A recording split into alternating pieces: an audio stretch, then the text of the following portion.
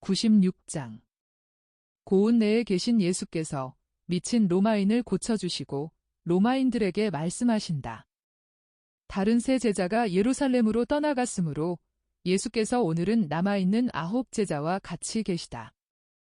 항상 명랑한 토마는 야채를 다루는 일과 더 영적인 다른 직책들을 번갈아 한다. 그동안 베드로, 필립보, 바르톨로메오, 마테오는 순례자들을 돌보고 다른 제자들은 세례를 주려고 강으로 간다. 북풍이 불어오기 때문에 진짜 속죄의 세례가 된다. 예수께서는 아직 부엌에서 당신 자리에 그대로 계시고 그동안 토마는 스승을 조용히 계시게 하려고 말없이 여러 가지 잔일들을 한다. 그때 안드레아가 들어오며 말한다. 선생님, 병자가 한 사람 있습니다. 제 생각에는 그 사람을 즉시 고쳐주시는 것이 좋을 것 같습니다. 그 사람들은 그가 미쳤다고 말합니다만 그 사람들은 이스라엘 사람들이 아닙니다. 우리 생각에는 그 사람이 마귀가 들린 것 같습니다. 소리를 지르고 울부짖고 몸부림을 칩니다. 선생님이 와서 보십시오. 곧 가겠다.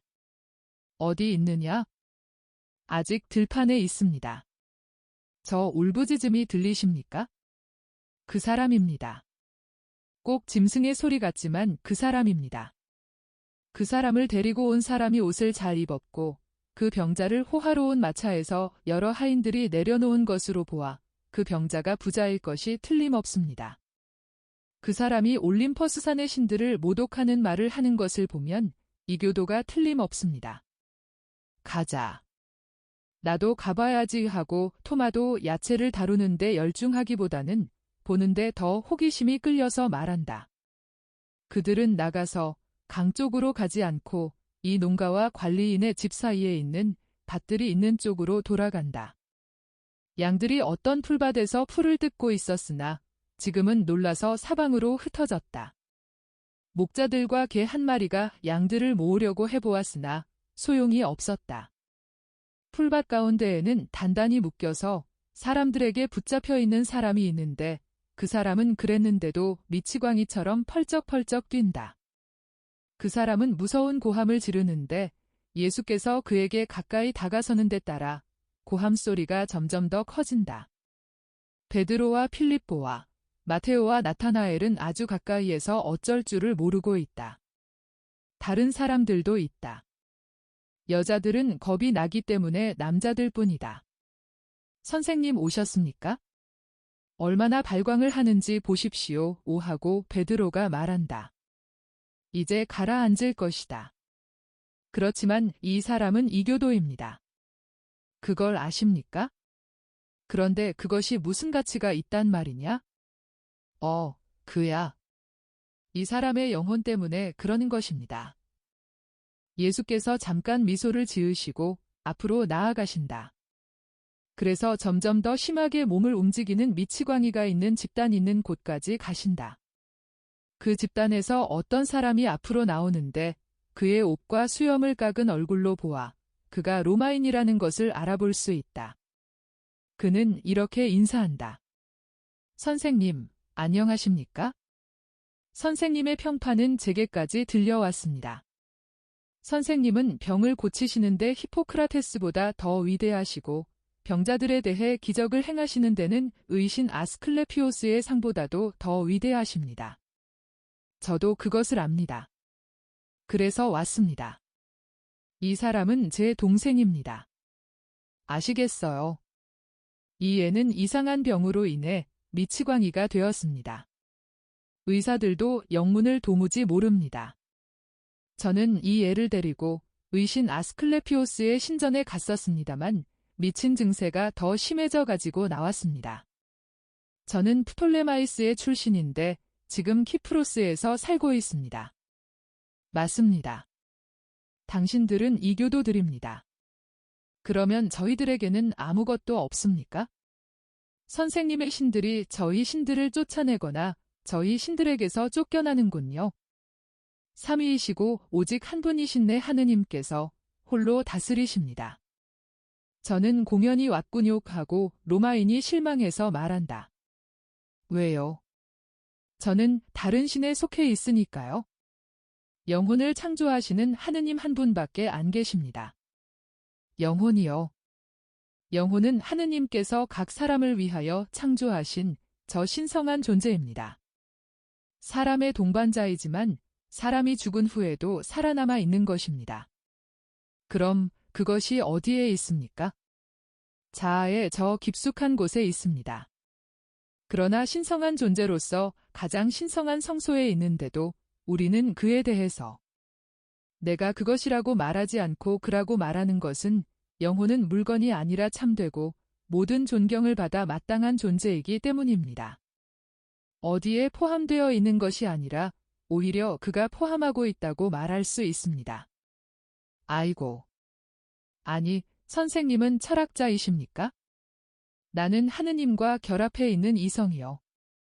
저는 선생님이 말씀하시는 것 때문에 철학자이신 것으로 생각했었습니다. 나는 당신이 말하는 것과 같은 철학자는 아닙니다. 당신은 인간적인 것을 초월하는 것을 하느님다운 것이라고 부르는데 나는 그런 이름은 다만 하느님에게서 온 사람에게만 주어져야 한다고 말하겠습니다. 하느님은 무엇입니까? 누가 하느님을 본 일이 있습니까? 이런 글이 있습니다. 우리를 만드신 분께 인사드립니다. 내가 인간의 완전과 우리 육체의 균형미를 묘사할 때에는 당신의 영광을 찬양합니다. 또 이런 말도 있습니다. 어떤 사람이든지 그에게 필요한 모든 것을 가지도록 모든 인간에게 당신의 선물을 나누어 준 데에 당신의 착함이 빛납니다. 그리고 당신의 선물은 당신의 지혜의 증거가 되고 또 마찬가지로 당신의 뜻이 이루어지는 것은 당신의 능력의 증거가 됩니다. 이 말들이 누구의 말인지 알겠습니까? 미네르바 신이 나를 도와준다면 그 말은 갈리엔의 말입니다. 그런데 그 말은 의사와 마술사이실 뿐 아니라 철학자이기도 하시군요. 왜 로마에 가지 않으십니까? 나는 당신이 말하는 것과 같은 의사도 마술사도 철학자도 아니고 다만 세상에서 하느님을 증언하는 사람입니다. 병자를 데려오시오. 소리를 지르고 쉴 새 없이 요란한 몸짓을 하는 병자를 예수께로 데려온다. 아시겠습니까? 당신은 이 사람이 어떤 의사도 고칠 수 없는 미치광이라고 말했지요. 맞습니다. 어떤 의사도 고칠 수 없습니다. 이 사람은 미치광이가 아니기 때문입니다. 다만 지옥의 어떤 존재가 그의 안에 들어간 것입니다. 나는 당신이 이교도이기 때문에 이렇게 말하는 것입니다. 그렇지만 이 애는 아폴로의 정신을 가지지 못했습니다. 오히려 거짓된 말만 합니다. 우리는 그 영을 아폴로라고 부르지 않고 마귀라고 부릅니다. 말을 하는 마귀도 있고 벙어리 마귀도 있습니다. 진리의 탈을 쓴 이치를 가지고 속이는 마귀도 있고 정신적인 장애뿐인 마귀도 있습니다. 이 둘 중에서 첫째 것이 가장 완전하고 가장 위험합니다. 당신의 동생은 둘째 놈을 가졌습니다. 그러나 이제 그에게서 나갈 것입니다. 어떻게요? 그 놈 자신이 당신에게 그 말을 할 것입니다. 그리고 예수께서 명령하신다. 이 사람에게서 나가라. 그리고 내 구렁으로 돌아가라. 가겠습니다. 당신에 대해서는 내 능력이 너무도 약합니다. 당신은 나를 내쫓고 말을 못하게 부리망을 씌웁니다. 왜 당신이 항상 이기는 겁니까? 악령은 그 사람의 입을 통해 말하였고 그 사람은 기진맥진한 것처럼 쓰러졌다. 이제 나았습니다. 겁내지 말고 풀어주시오. 나았습니까? 틀림없습니까? 그러나 저는 선생님을 숭배합니다. 로마인은 끌어 엎드리려고 한다. 그러나 예수께서는 그렇게 하는 것을 원치 않으신다. 당신의 정신을 높이 올리시오. 하느님께서는 하늘에 계십니다. 하느님께 경배하고 그분께로 가시오. 안녕히 가시오. 아닙니다. 이것만은 안 됩니다. 이것만이라도 수락하십시오. 선생님을 아스클레피오스의 사제들처럼 대우하게 허락하십시오. 선생님이 말씀하시는 것을 듣게 허락해 주십시오. 제 고향에 가서 선생님께 대한 말을 하게 허락해 주십시오. 좋습니다. 당신 동생과 같이 오시오. 동생은 깜짝 놀라니 주위를 휘둘러보고 묻는다. 아니, 그런데 내가 지금 어디 있는 겁니까?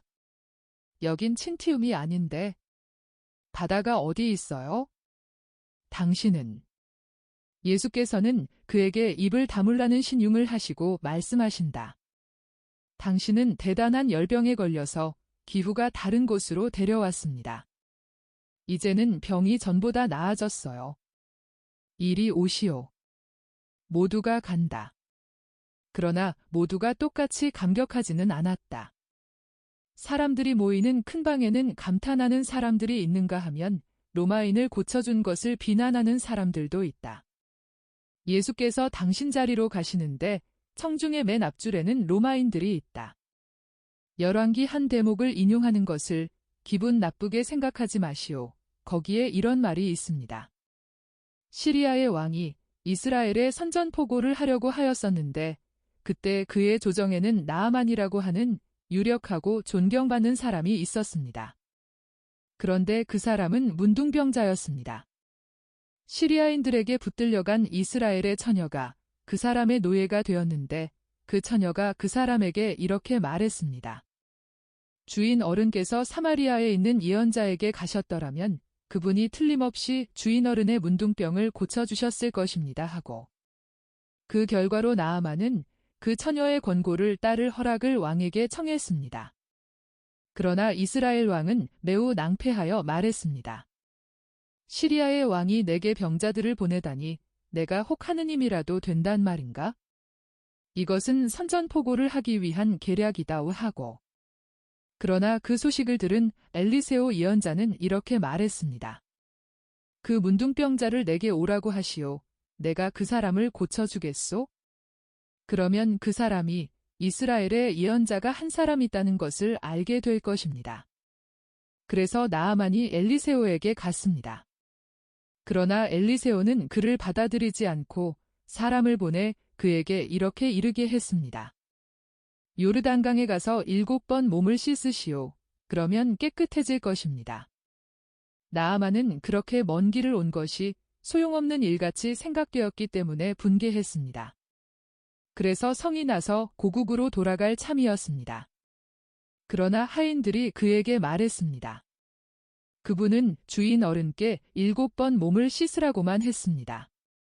그분은 예언자이니까 그보다 훨씬 더 많은 일을 시켰더라도 그분의 명령을 따르셔야 했을 것입니다. 그러자 나아만이 이 이치에 굴복했습니다. 나아만은 강으로 가서 몸을 씻었고 성한 몸으로 돌아왔습니다. 그는 대단히 기뻐하며 하느님의 종에게로 다시 와서 말했습니다.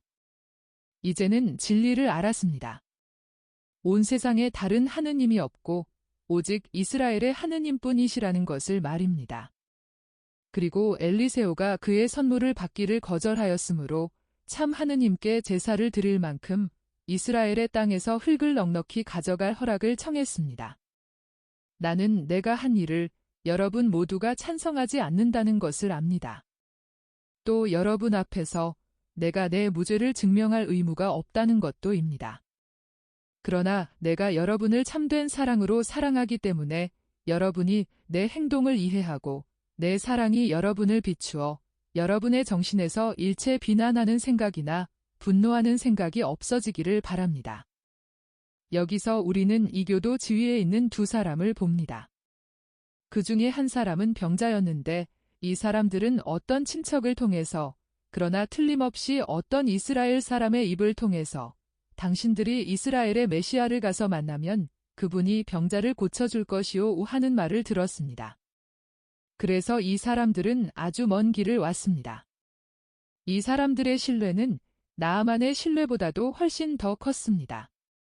그것은 그 시리아 사람은 이웃나라 사람이었고 이스라엘에서 온 노예들과 끊임없이 접촉하고 있어서 이스라엘에 하느님이 계시다는 것을 참 하느님이 계시다는 것을 이미 알고 있었지만은 이 사람들은 이스라엘과 메시아에 대해 아무것도 알지 못했었기 때문입니다.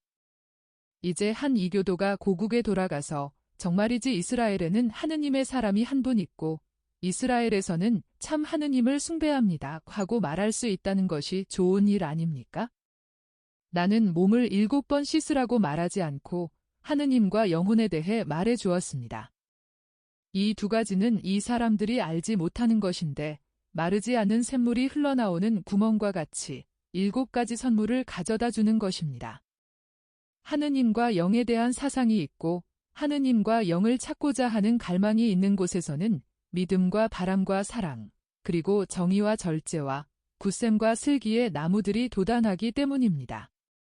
이 덕행들은 그들의 신들에게서 인간의 공통된 격정들밖에는 모방하지 못하는 사람들에게는 알려지지 않은 것들입니다. 그런데 인간의 공통된 그 격정들이 그들의 신들의 경우에는 자기들보다 뛰어난 것으로 생각하는 존재들이 가지고 있는 것이기 때문에 더 사악한 것입니다. 이제 이 사람들은 고국으로 돌아가는데 이들은 소원이 들어졌다는 기쁨보다는 다음과 같이 말하는 기쁨을 더 맛보게 될 것입니다. 우리는 우리가 짐승이 아니고 이 생명이 다한 다음에는 내세의 생명이 있다는 것을 압니다. 참 하느님은 더없이 인자하신 분이시며 따라서 우리들도 사랑하시고 우리로 하여금 당신께 가도록 설득하시기 위해서 우리에게 은혜를 베풀어 주신다는 것을 압니다 하고 말입니다. 그런데 여러분은 어떤 생각을 가지고 있습니까? 이 사람들만이 진리를 모르고 있다고 생각하십니까? 조금 전에 내 제자 중에 한 사람은 이 병자가 이 교도의 영혼을 가지고 있기 때문에 내가 이 사람을 고치지 못할 것이라고 믿고 있었습니다. 그러나 영혼은 무엇이고 어디에서 옵니까? 영혼은 사람의 신령한 본체입니다. 영혼은 완전한 나이로 창조되어서 육체의 온 생명을 둘러싸고 그를 호위하고 활기를 띠게 하며 육체가 없어진 뒤에도 계속 살아 있습니다. 영혼은 그를 창조하신 분, 즉 하느님과 같이 불멸의 존재이기 때문입니다. 하느님이 한 분밖에 안 계시기 때문에 여러신에게 창조된 이교도의 영혼과 이교도 아닌 사람의 영혼이 따로 없습니다. 영혼들을 창조하는 힘은 오직 하나, 즉 창조주의 힘인데 이분은 오직 한 분이시고 전능하시고 거룩하시고 인자하시며 사랑 외에 다른 열정이 없는 완전하고 전혀 영적인 사랑 외에 다른 열정이 없는 우리 하느님이십니다. 그리고 이 로마 사람들이 이해할 수 있도록 사랑이라고 말했지만 전적으로 정신적인 사랑이라는 말도 하겠습니다. 그것은 영에 대한 사상은 거룩한 말을 조금도 이해하지 못하는 어린이와 같이 이 사람들은 이해하지 못하기 때문입니다. 그리고 여러분은 어떤 생각을 가지고 있습니까? 내가 이스라엘만을 위해서 왔다고 생각하십니까? 나는 모든 민족을 오직 하나의 지팡이 아래, 즉 하늘의 지팡이 아래 모아 놓을 사람입니다.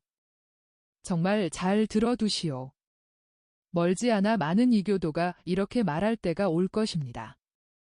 우리 이교도의 땅에서 참 하느님, 한 분이시고 삼위이신 하느님께 제사를 드릴 수 있기 위해 필요한 모든 것을 가지게 허락해 주십시오 하고.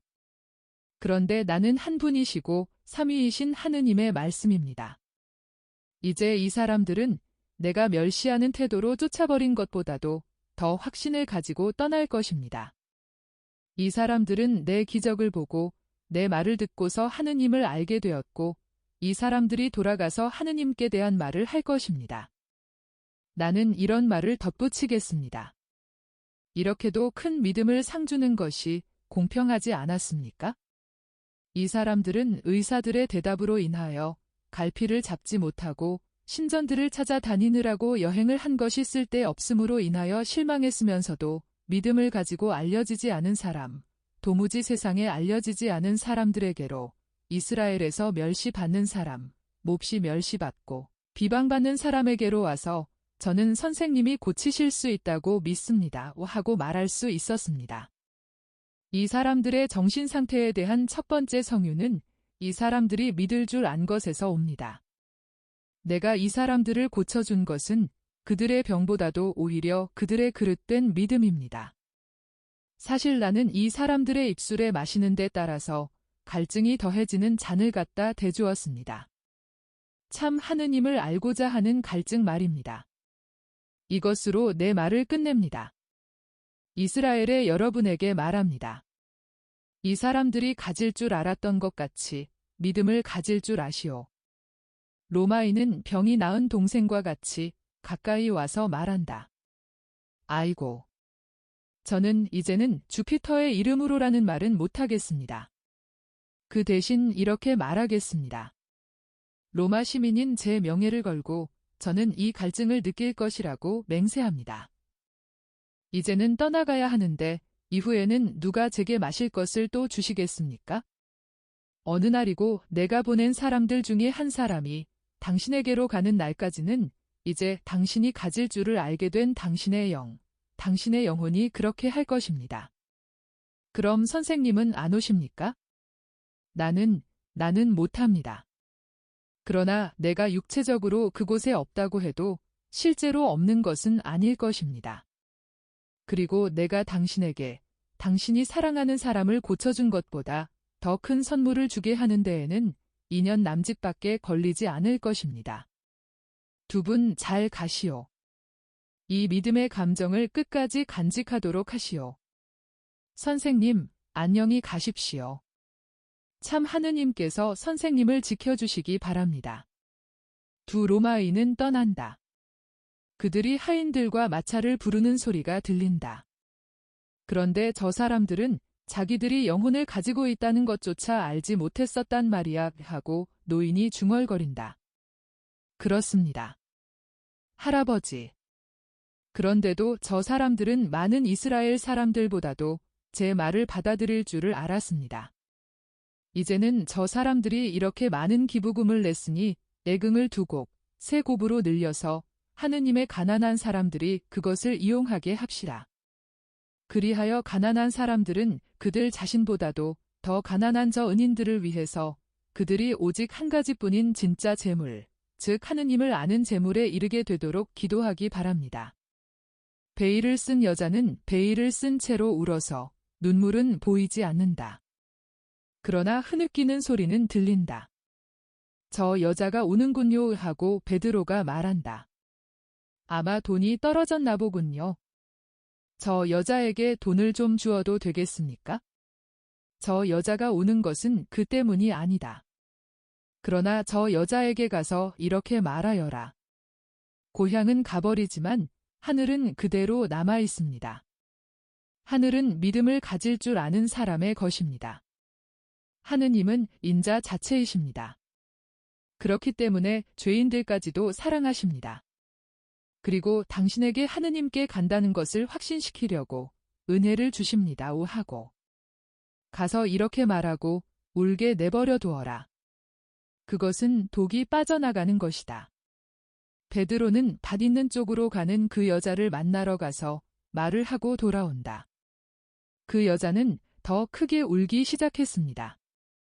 저는 그 여자를 위로한다고 생각했는데요. 하고 베드로가 말하고 예수를 쳐다본다. 사실 그 여자는 위로를 받았다. 기뻐도 우는 법이다. 그렇지만 그 여자의 얼굴을 보았으면 좋겠습니다. 보게 될까요?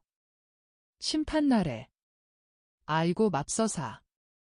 하지만 그땐 제가 죽었을 텐데요. 그럼 그 여자의 얼굴은 봐서 뭘 하겠습니까? 그때에는 영원하신 분을 뵙고 있을 텐데요. 지금 당장 그렇게 하려무나. 그것만이 유일한 일이다. 그렇습니다. 하지만 선생님, 저 여자는 누구입니까? 모두가 웃는다. 내가 다시 한번 그 말을 물으면 우린 여기서 당장 떠난다. 그렇게 되면 내가 그 생각을 안 할 것이다. 생각 안 하겠습니다. 선생님.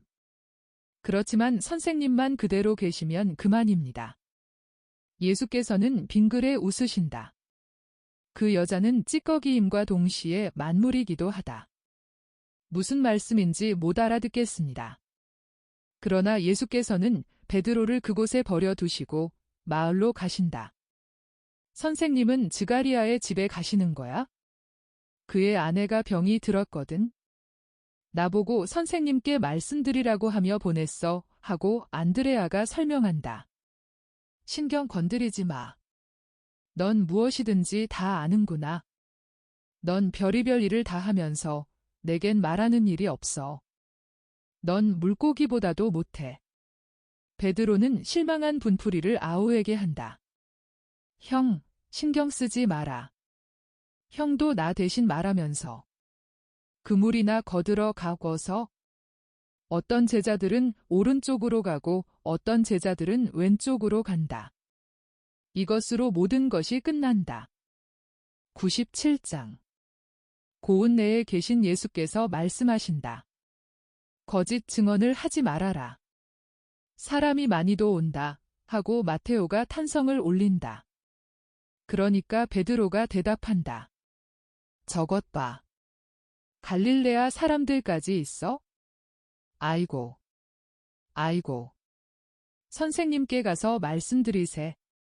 저건 세 사람의 양반 도둑놈이야. 저 사람들 아마 나 때문에 오는 모양인데. 여기까지 쫓아오는구먼. 마테오, 그렇지 않아. 상어는 잔챙이는 먹지 않아. 사람을 먹으려는 거야? 고급 먹이를 말이야? 그런 먹이를 발견하지 못할 때만 큰 고기를 덥석 무는 거지? 그렇지만 나나 자네나 다른 사람들은 잔챙이란 말이야. 보잘것없는 먹이란 말이야?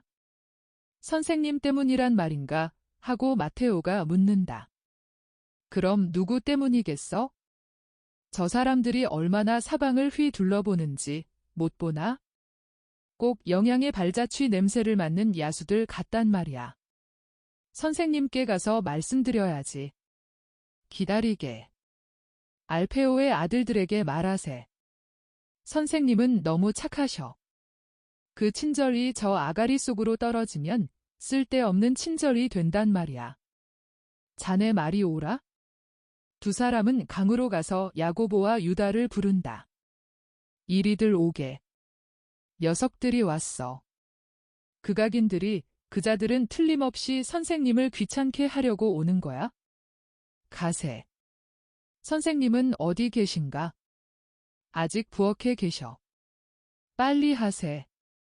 선생님이 알아차리시면 못하게 하실 테니까. 그래, 그런데 그건 선생님이 잘못이야. 나도 그렇게 생각해. 그들은 마당으로 돌아온다. 갈릴레아 사람이라고 지적된 한때의 사람은 다른 사람들에게 거만하게 말한다. 알페오의 유다가 우연히 지나가는 것처럼 가까이 간다.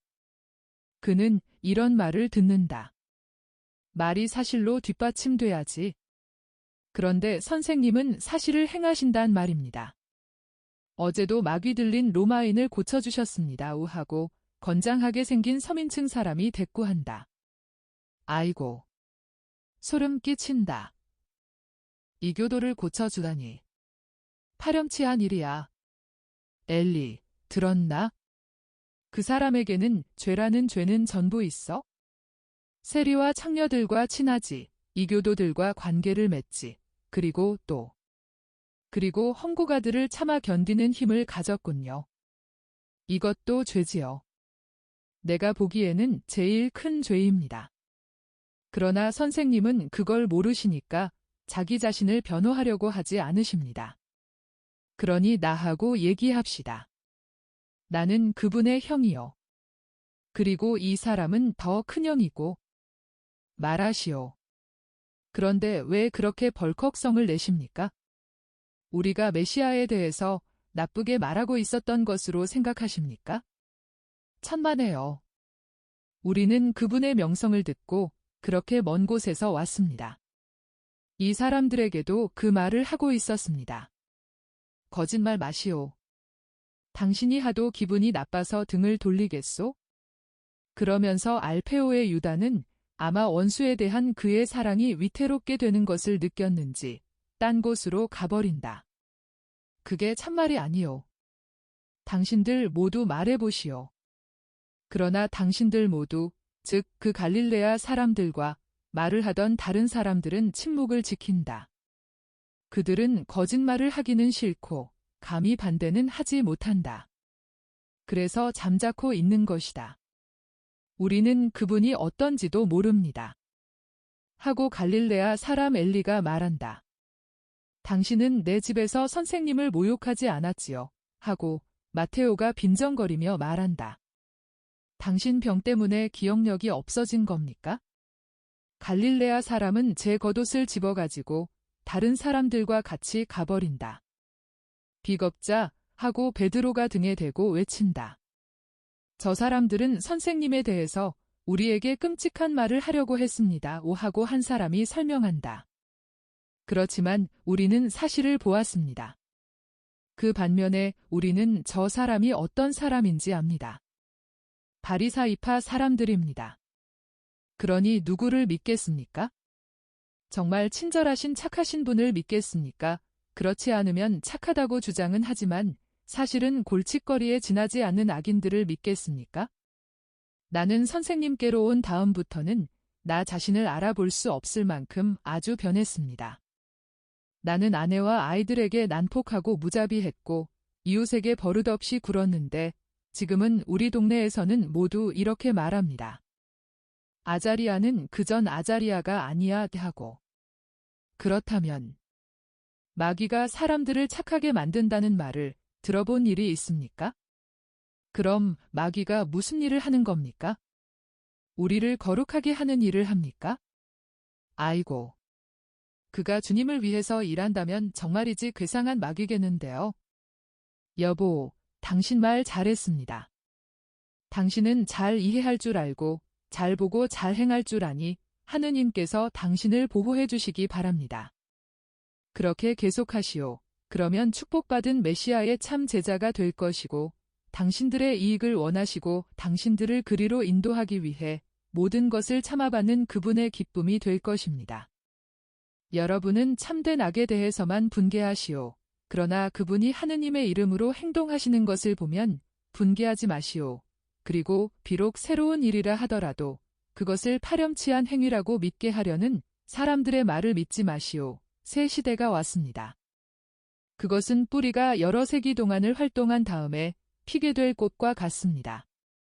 만일 그분이 오시기 전에 여러 세기 동안의 기다림이 없었더라면 우리는 그분의 말씀을 이해하지 못했을 것입니다.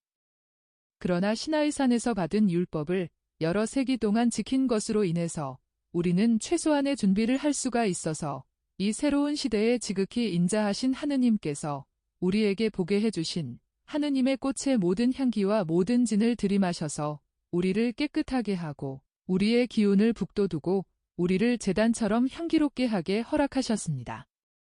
그런데 지금은 새로운 시대이기 때문에 이 새로운 시대에는 율법에 반대되지는 않지만 자비와 사랑이 가득 찬 새로운 방법들이 있습니다. 그것은 그분이 바로 하늘에서 내려오신 자비요, 사랑이시기 때문입니다. 야고보는 인사를 하고 집 안으로 들어간다. 자넨 정말 말을 잘 하는구먼 하고 베드로가 감탄을 하며 말한다. 나는 무슨 말을 해야 할지 도무지 모른단 말이야. 그저 착하게 사시오, 선생님을 사랑하고 그분을 믿으시오 하고만 말한단 말이야. 나는 선생님이 어떻게 내게 대해서 만족하실 수 있는지 정말 모르겠어. 그렇지만 선생님은 자네에 대해 만족하고 계셔 하고 알페오의 야고보가 대답한다. 진정으로 말하는 건가? 그렇지 않으면 친절로 그렇게 말하는 건가? 사실이 그렇단 말이야. 선생님이 어제도 내게 그렇게 말씀하셨어. 그래. 그럼 나는 오늘 내가 장가든 날보다도 더 만족스러우네. 그렇지만 자네는 그렇게 말 잘하는 걸 어디서 배웠나? 선생님 어머니 무릎에서, 그리고 선생님 곁에서 배웠지? 얼마나 훌륭한 강이고 얼마나 훌륭한 말이 있는지. 어머님보다도 더 잘 말할 수 있는 분은 선생님밖에 없어. 그렇지만 선생님께 힘으로 인해서 부족한 것이 있으면 어머님은 상냥함으로 그것을 보태주시지. 그런데 그것이 속속들이 스며든단 말이야. 어머님의 강이란. 향기나는 기름이 한 구석에 닿은 천을 본 적이 있다나. 그 천은 기름만 천천히 빨아들이는 것이 아니고 향기까지도 빨아들여. 그리고 기름이 사라지게 되더라도 향기는 여전히 남아서 내가 여기 있었다고 말한단 말이야. 어머님이 그러셔. 거칠은 천에다 생활로 인해서 빨아진 천인 우리 안에 어머니의 지혜와 은총이 스며들었고 그분의 향기가 우리에게 남아있는 거야. 그런데 선생님은 왜 어머님을 모셔오지 않으셔? 모셔오시겠다고 하셨는데 말이야. 그러면 우리가 더 착해지고 덜 고집을 부리게 될 텐데. 적어도 나는 말이야. 그리고 저 사람들까지도 이따금씩 오는 저 독사 같은 사람들도 더 착해질 텐데 말일세. 그렇게 생각하나? 난 그렇게 생각하지 않네. 우리는 더 낫게 될 것이고 또 비천한 사람들도 더 나아질 테지. 그렇지만 유력자들과 악인들은 아이고. 요나의 아들 시몬. 다른 사람들도 자네와 같이 올바른 감정을 가지고 있다고는 절대로 생각하지 말게. 기대가 어긋날 걸세. 저기 선생님이 오시네. 선생님께는 아무 말씀도 드리지 말세. 예수께서는 부엌에서 나오시는데 기름 바른 빵 껍질을 잘근잘근 씹으면서 예수님 곁에서 종종 걸음을 치는 어린 사내 아이의 손을 잡고 오신다. 예수께서는 당신의 넓은 보폭을 친구의 짧은 다리에 맞추신다. 그리고 기쁘게 말씀하신다. 내 사람을 하나 만들었다. 아스라엘이라고 하는 이 4살 먹은 사람이 제자가 되어서 전도를 하고 병든 어린이들을 고쳐주고 12월에 포도넝굴에 포도송이가 달리게 하는 법을 배우겠다고 말하고 그 다음에는 산에 올라가서 모든 사람에게 이리 오시오. 메시아가 오셨습니다 하고 말하고 싶다고 한다. 그렇지, 아스라엘아? 꼬마는 웃고 그렇다고 말한다. 그리고 그러는 동안에도 빵 껍질을 조금씩 갉아 먹는다. 넌 먹을 줄도 잘 모르는구나. 넌 메시아가 어떤 분이신지도 말할 줄 모르지 하고 토마가 놀리느라고 꼬마에게 말한다. 나자렛의 예수님이야. 그럼 메시아라는 말은 무슨 뜻이냐? 그건 사람들이 착해지라고, 다들 착해지라고 보내서 온 사람이야. 그럼 착해지려면 어떻게 해야 하니? 너 같은 꼬마는 어떻게 하겠니? 난 예수님을 좋아하고 무엇이든지 할 거야. 그리고 내가 예수님을 좋아하니까 예수님도 무엇이든지 할 거야. 아저씨도 그렇게 해. 그럼 착해질 거야? 토마야, 이 교훈은 내게 주어진 것이다. 계명은 이렇다. 나를 사랑하여라. 그리고 모든 것을 하여라. 만일 내가 나를 사랑하면 나도 너를 사랑할 것이고 사랑이 내 안에서 모든 것을 하겠기 때문이다. 성령께서 말씀하신 것이다. 아스라엘아, 오너라. 전도하러 가자. 예수께서 어린이를 데리고 계실 때는 어떻게나 기뻐하시는지 나는 모든 어린이를 예수께 데려가고 싶고 어린이 모두에게 그분을 알리고 싶을 지경이다. 예수의 이름조차도 모르는 어린이들이 매우 많다.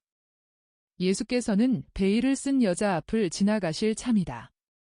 그런데 그 여자와 마주치시기 전에 어린이에게 말씀하신다. 저 여자에게 평화가 아줌마와 함께 있기를 하고 말해라. 왜? 저 여자는 내가 넘어질 때 그런 것처럼 아야아야를 가지고 있으니까 그렇다. 그래서 저 여자는 우는 거다. 그렇지만 내가 그렇게 말하면 저 여자 아픈 것이 나을 거다. 평화가 아줌마와 함께 있기를. 울지 마라. 메시아가 내게 그렇게 말했어. 아줌마가 예수님을 많이 사랑하면 예수님도 아줌마를 많이 사랑하고 병을 고쳐줄 거야. 예수님께서 걸음을 멈추지 않고 아스라엘을 끌고 가시는 동안 아스라엘이 이렇게 말한다. 아스라엘에게는 참으로 선교사의 자질이 있다. 어떤 때는 설교하는데 좀 시위에 적절하지 않은 말을 하고 말하라는 것보다 더 많은 말을 하긴 하지만 여러분 모두에게 평화. 거짓 증언을 하지 말아라. 하는 말이 성경에 있습니다. 거짓말장이보다 더 불쾌한 것이 무엇이 있습니까? 거짓말장이는 가혹을 부정에 합친다고 말할 수 있지 않습니까? 그렇게 말할 수 있습니다. 나는 중대한 문제에 거짓말하는 사람에 대해서 말하는 것입니다만 거짓말장이는 잔인합니다. 그 사람은 혀로 남의 평판을 죽입니다. 그러므로 살인자와 다를 것이 없습니다. 나는 거짓말장이가 살인자보다도 더 나쁘다는 말까지 하겠습니다. 살인자는 육체만을 죽입니다. 그런데 거짓말장이는 한 사람의 좋은 명성과 추억을 죽입니다. 그러므로 그 사람은 이중으로 살인자입니다. 그 사람은 피를 흘리게 하지 않기 때문에 벌을 받지 않는 살인자입니다. 그러나 그 사람은 그가 중상하는 사람과 그 가족 전체의 명예를 한꺼번에 상하게 합니다. 그리고 나는 맹세를 해서 다른 사람을 죽게 하는 사람의 경우에 대해서도 열어 말하지 않겠습니다. 그 사람의 머리 위에는 벌써 지옥의 숯불이 쌓여 있는 것입니다. 나는 다만 거짓말로 암시를 주고 죄 없는 사람이 불이익이 되도록 다른 사람들을 설득하는 사람에 대해서만 말하겠습니다. 그 사람은 왜 그런 일을 합니까? 이유 없는 증오로나 다른 사람이 가진 것을 가지고자 하는 욕심으로나 또는 두려움으로 그렇게 합니다. 증오로. 사탄의 친구인 사람만이 증오로 움직입니다. 착한 사람은 어떤 동기로도 절대로 미워하지 않습니다. 누가 그를 업신여기거나 그에게 해를 끼치더라도 용서합니다. 그 사람은 결코 미워하지 않습니다. 증오는 타락한 사람이 자기 자신에게 하는 증언이고 무죄한 사람에게 줄 수 있는 가장 훌륭한 증언입니다. 그것은 증오가 선에 대한 악의 반항이기 때문입니다. 착한 사람을 용서하지 않는 것입니다. 욕심으로 저 사람은 내가 가지지 못한 것을 가졌다. 나는 그것을 가지고 싶다. 나는 그 사람을 업신여기게 해야만 그 사람의 자리를 빼앗을 수 있다. 그래서 그렇게 한다. 거짓말을 하는 것인가? 아무러면 어때? 도둑질을 하는 것인가? 무슨 상관이 있어? 한 가족 전체를 파멸시키게 될지도 모른다고? 아무러면 어때? 교활한 거짓말장이가 자기 자신에게 하는 모든 질문에서 한 가지 질문, 즉 그러다가 내 가면이 벗겨지면 어쩌나 하는 질문을 잊어버리고 또 잊어버리기를 원합니다. 이 질문을 자신에게 하지 않는 것은 교만과 탐욕에 이끌려서 눈을 감고 있는 것과 같기 때문입니다. 그 사람은 위험을 보지 못합니다. 그는 또 술 취한 사람과 같습니다. 그는 사탄의 술에 취해서 하느님께서 사탄보다 더 강하시고 중상을 당하는 사람들의 원수를 갚는 일을 맡으신다는 것을 곰곰이 생각하지 못합니다. 거짓말장이는 거짓말 자체인 사탄에게 몸을 바치고 어리석게도 그의 보호를 믿습니다. 두려움으로. 어떤 사람이 변명을 하려고 거짓말을 하는 일이 대단히 많습니다. 이것이 거짓말의 가장 흔한 형태입니다. 어떤 사람이 나쁜 짓을 했는데 그의 행동이 드러나고 나쁜 행동으로 인정될까 봐 겁을 냅니다. 그래서 아직 다른 사람들에게서 받고 있는 존경을 이용하고 남용해서 사실을 왜곡하고 자기가 한 것을 정직한 면만을 인정받는 다른 사람에게 뒤집어 씌우게 됩니다. 우리가 이렇게 하는 것은 어쩌다가 다른 사람이 본의 아니게 우리의 나쁜 행동을 하나 목격했기 때문인데 그렇게 해서 그의 증언에서 우리를 보호하려고 하는 것입니다. 그 사람을 가증스런 사람이 되게 해서 그 사람이 말하는 경우에 아무도 그 사람의 말을 믿지 않게 하려고 그 사람을 비난하는 것입니다. 그러나 여러분은 착하게 행동하시오. 착하게 행동하세요. 그러면 여러분은 절대로 거짓말을 할 필요가 없을 것입니다. 여러분이 거짓말을 하면 여러분의 어깨에 스스로 멍에를 맨다는 것을 곰곰이 생각하지 못하십니까? 그 멍에는 사탄에 대한 예속과 거짓말이 반박되지 않을까 하는 계속적인 두려움으로 되어 있고 여러 해가 지난 뒤에도 자가당착에 빠지는 일 없이 그 거짓말을 둘러싸고 있던 사실들과 세밀한 사항들과 함께 그 거짓말을 기억해야 하는 필요성에서 오는 것입니다. 그것은 도형수가 하는 것과 같은 힘든 일입니다. 그것이 또 하늘에 가는데 소용이 된다면 또 모르겠습니다. 그러나 그것은 지옥의 자리를 만들어 놓은 데에만 소용이 될 뿐입니다. 여러분은 솔직하십시오. 거짓말을 할 줄 모르는 사람의 입은 얼마나 아름답습니까? 그 사람이 가난할 것입니까? 세련되지 못한 사람이겠습니까? 알려지지 않을 것입니까? 지금 당장도 이름이 없는 사람입니까? 그렇습니다. 그러나 그 사람은 진실하기 때문에 항상 왕입니다. 그리고 솔직성은 금과 면류관보다도 더 왕다운 것이고 옥자보다도 더 군중들 위에 높이 올려주며 왕의 조신들보다도 더 많은 정직한 사람들인 조신을 거느립니다. 정직한 사람 곁에 있으면 안전하고 위안이 됩니다. 솔직하지 않은 사람의 우정은 격정을 마련해주고 그 사람이 가까이 있기만 해도 거북한 느낌을 가지게 됩니다. 거짓말을 하는 사람은 거짓말이 여러 가지 이유로 인해 드러나기 때문에 사람들에게 항상 의심을 받는다는 것을 곰곰이 생각해 봅니까? 이제부터는 그 사람이 말하는 것을 어떻게 고지 들을 수 있겠습니까? 비록 그 사람이 진실을 말하더라도 그리고 그의 말을 믿는 것보다 더 바랄 것이 없다고 하더라도 결국 의심은 항상 남아있을 것입니다. 이제 저 사람이 또 거짓말을 하려는가 하고 말입니다. 여러분은 아마 그렇지만 이런 것들의 거짓 증언이 어디 있단 말인가 하고 말할 것입니다. 거짓말은 어느 것이든지 다 거짓 증언입니다. 법률상의 거짓 증언이 있는 것이 아닙니다. 하느님과 어린아이와 같이 순박하시오. 여러분의 일생의 어느 순간에나 진실하시오. 사람들이 여러분을 좋은 사람으로 생각하기를 바라십니까? 실제로 좋은 사람이 되시오. 혹 어떤 국가가 여러분에 대해 나쁘게 말하려고 하더라도 착한 사람 100명이 이렇게 말할 것입니다. 그렇지 않소. 그 사람은 착한 사람이오. 그 사람의 행실이 그것을 말해주고 있소 오하고. 한 지혜서에 이런 말씀이 있습니다. 불공평한 사람은 입술에 사악을 담고 다니고 그 비뚤어진 마음으로는 악한 구상을 하고 있으며 언제나 불화의 씨를 뿌린다. 주께서 미워하시는 것이 6가지 있고 7째 것은 몹시 싫어하신다. 즉 거만한 눈, 거짓말하는 혀, 죄 없는 사람의 피를 흘리는 손, 불공평한 계획을 구상하는 마음, 악으로 급히 달려가는 발, 거짓말을 하는 거짓 증인, 그리고 형제들 사이에 불화의 씨를 뿌리는 사람이다.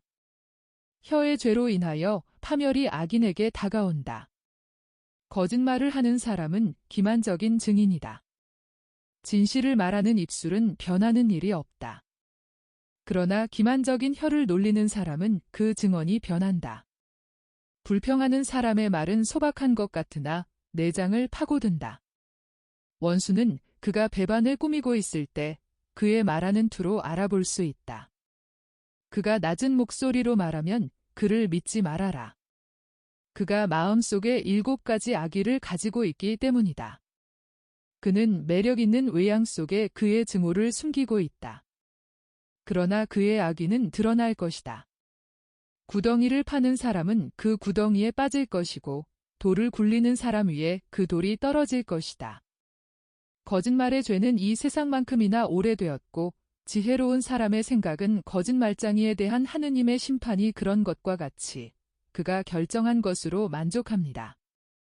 나는 여러분에게 이렇게 말하겠습니다. 항상 한 가지 말만을 하시오. 예라고 해야 할 때에는 항상 예라고 말하고 아니요 하고 말해야 할 때에는 비록 권력자들과 폭군들 앞에서라도 아니요 하고 말하시오. 그렇게 하면 하늘에 큰 공로를 쌓게 될 것입니다. 나는 분명히 말합니다. 그가 친절을 느끼는 사람에게로 본능적으로 가면서 친절 외에 다른 것을 찾지 않는 어린이의 솔직성과 같은 솔직성을 가지시오. 어린이는 자기가 가진 친절이 생각하게 하는 말을 하면서 말을 너무 많이 한다든지 그로 인해서 꾸지람을 들을 수 있다는 것은 따지지도 않습니다. 평안히들 가시오. 그리고 진리가 여러분의 벗이 되기를 바랍니다. 어미 새의 목소리를 듣는 새끼 새처럼 머리를 쳐든 채 줄곧 예수의 발 앞에 앉아 있는 어린 아스라엘은 아주 다정스런 몸짓을 한다. 그 작은 얼굴을 예수의 무릎에 비비면서 말한다. 선생님은 착하고 또 나는 선생님을 좋아하니까 나하고 선생님하고는 친구야. 이제는 나도 이렇게 말해. 그러면서 넓은 방 전체에서 들을 수 있도록 목소리를 높이고 예수님께서 하시는 것을 본 것 같은 몸짓을 한다. 다들 들어요. 나는 거짓말을 하지 않고 나자렛의 예수님을 좋아하는 사람들이 어디로 가는지 안단 말이야. 그 사람들은 야곱의 사다리로 천사들과 같이 높이, 아주 높이 올라가서 주님을 만나게 되면 거기서 그냥 있는 거야. 그러면서 이를 전부 드러내면서 기쁘게 웃는다. 예수께서는 꼬마를 쓰다듬어 주시고 사람들 가운데로 내려오신다. 예수께서는 꼬마를 엄마에게 데려다 주시며 아주머니, 어린아이를 내게 주어서 고마웠습니다. 선생님을 귀찮게 했지요? 아닙니다. 이에는 내게 사랑을 주었습니다. 주님의 어린아이입니다. 그리고 주님이 이해와 아주머니와 함께 계시기를 바랍니다. 안녕히 가세요. 그리고 모든 것이 끝난다. 98장. 고은 내에 계신 예수께서 말씀하신다. 남의 재물을 탐내지 말아라. 하느님께서는 각 사람에게 필요한 것을 주십니다. 이것은 진리입니다. 그런데 사람에게 필요한 것은 무엇입니까? 호사입니까? 수많은 하인입니까? 헤아릴 수 없는 많은 땅입니까? 황혼에서부터 날이 새는 것을 보기까지 계속되는 연회입니까? 아닙니다. 사람에게 필요한 것은 집과 빵과 옷입니다. 생활에 없어서는 안 될 것들입니다. 여러분의 주위를 둘러보시오. 어떤 사람들이 가장 명랑하고 가장 건전합니까? 건강하고 조용한 노후를 즐기는 사람입니까? 향락자들입니까? 아닙니다. 정직하게 살고 일하고 그들의 욕망을 억제하는 사람들입니다.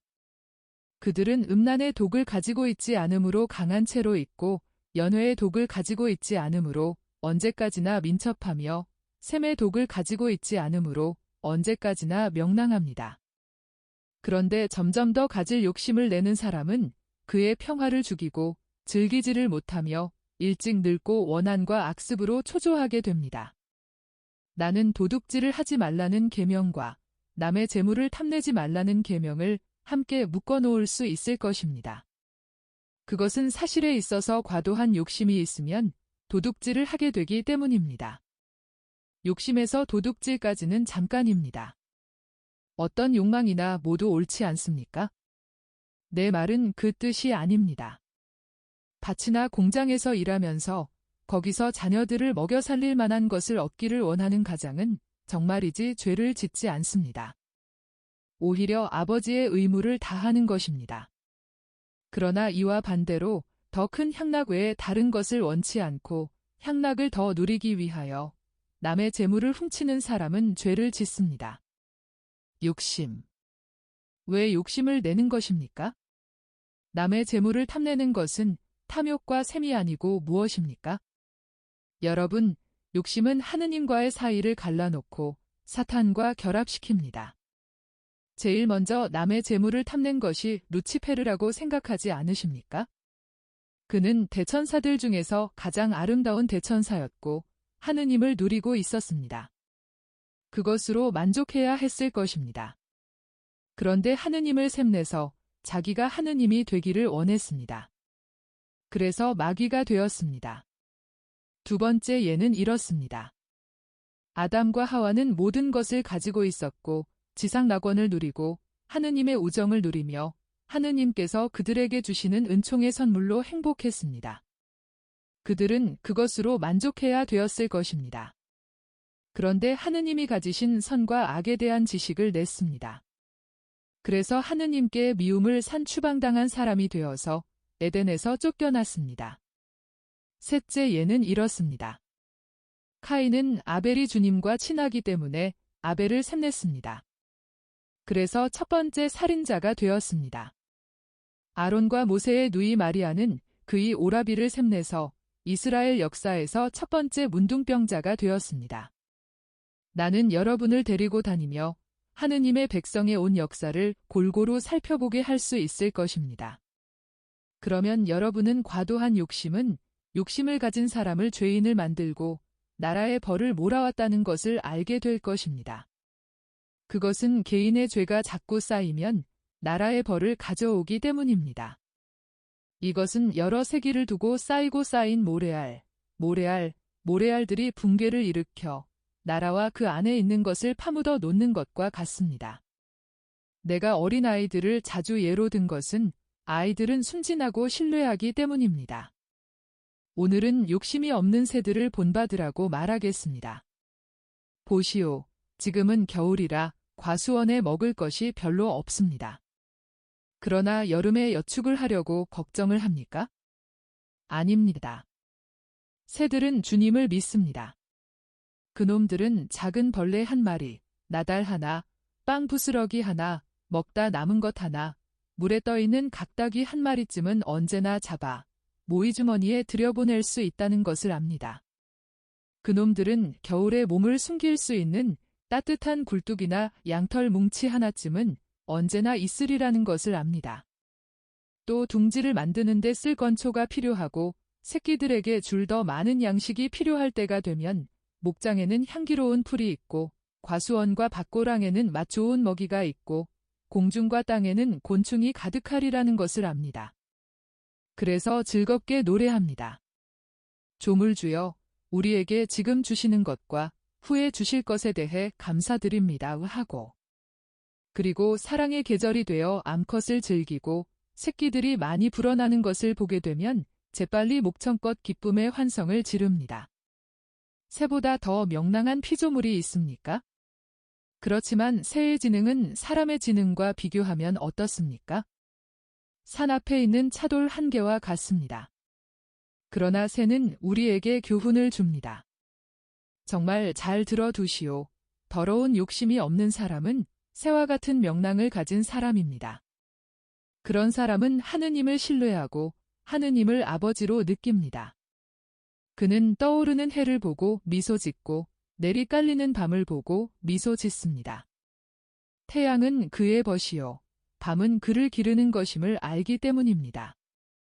그는 원한을 품지 않고 사람들을 보고 그들에게 아무런 해도 끼치지 않기 때문에 그들의 복수를 두려워하지 않습니다.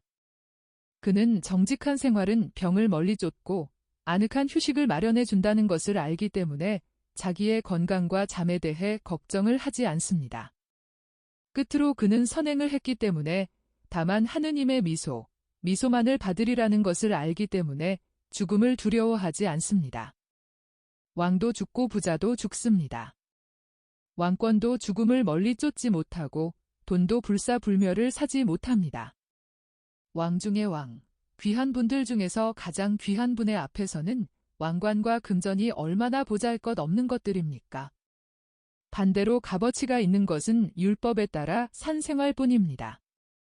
저 끝에 있는 사람들이 무슨 말을 합니까? 겁내지 말고 말하시오. 저희들은 안티파가 지은 죄는 무슨 죄냐고 말했습니다. 도둑질인가 간통인가? 하고 말입니다. 나는 여러분이 다른 사람들을 보지 말고 여러분의 마음을 보기를 바랍니다.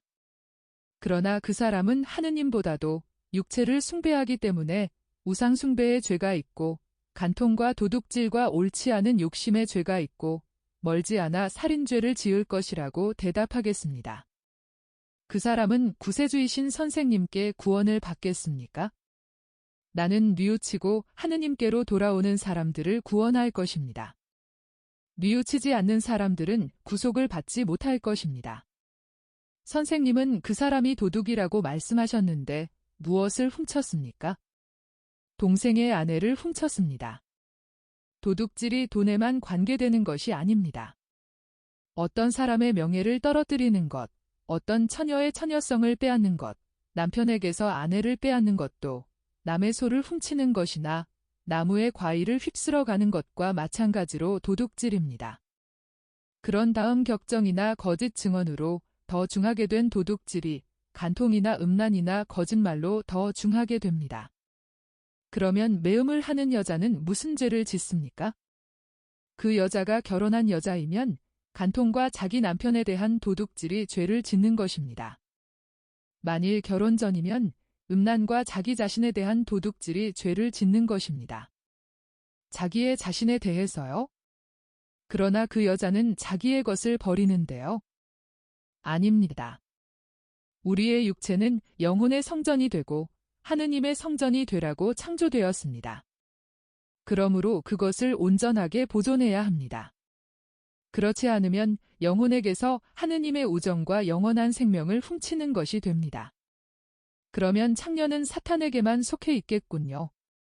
죄는 어떤 것이든지 사탄과 간통입니다. 죄인은 몸을 파는 여자와 마찬가지로 거기서 더러운 이익을 얻기를 바라는 부정한 사랑으로 사탄에게 몸을 내맡깁니다. 사람을 더러운 짐승과 같게 만드는 매음죄는 큽니다. 대단히 큽니다. 그러나 다른 어떤 큰 죄도 그보다 덜 중하지 않다고 믿습니까? 우상숭배에 대해서 무슨 말을 할까요? 살인에 대해서 무슨 말을 할까요? 그런데도 하느님께서는 금송아지 사건 후에 이스라엘 사람들을 용서하셨습니다. 다윗의 죄, 2가지 죄가 있은 후에도 그를 용서하셨습니다. 하느님께서는 뉘우치는 사람을 용서하십니다. 회개의 속죄가 죄의 수효와 크기와 균형이 잡혀야 합니다. 그리고 분명히 말하지만 더 많이 뉘우치는 사람이 더 많이 용서받을 것입니다. 사실 뉘우침은 사랑의 한 형태입니다. 선이 되게 작용하는 사랑의 형태입니다. 뉘우치는 사람은 그의 뉘우침으로 하느님께 이렇게 말씀드립니다. 저는 더 이상 당신의 분노의 위협을 받으며 그대로 있을 수가 없습니다. 저는 당신을 사랑하고 또 사랑을 받기를 바라기 때문입니다 하고. 그런데 하느님께서 당신을 사랑하는 사람을 사랑하십니다. 그러므로 나는 이렇게 말합니다. 더 많이 사랑하고는 사람은 더 많은 사랑을 받는다고. 완전히 사랑하는 사람은 온전히 용서받을 것입니다. 이것은 진리입니다. 가시오. 그리고 우선 마을 어구에 허기를 달랠 만한 것을 아무것도 가지지 못한 채 아이들을 데리고 있는 과부가 있다는 것을 아시오. 빚 때문에 그의 집에서 쫓겨났는데도 그 여자는 그래도 그저 내쫓기만 했다고 집주인에게 고맙다는 말을 할 수가 있습니다. 나는 여러분이 준 기부금을 그들에게 먹을 것을 주는데 썼습니다. 그러나 그들은 안식처가 필요합니다. 자비는 가장 주님의 마음에 드는 제물입니다. 친절을 베푸시오. 그러면 나는 여러분에게 주의 이름으로 상급을 약속합니다. 사람들은 수근거리고 의견을 내놓고 토론한다.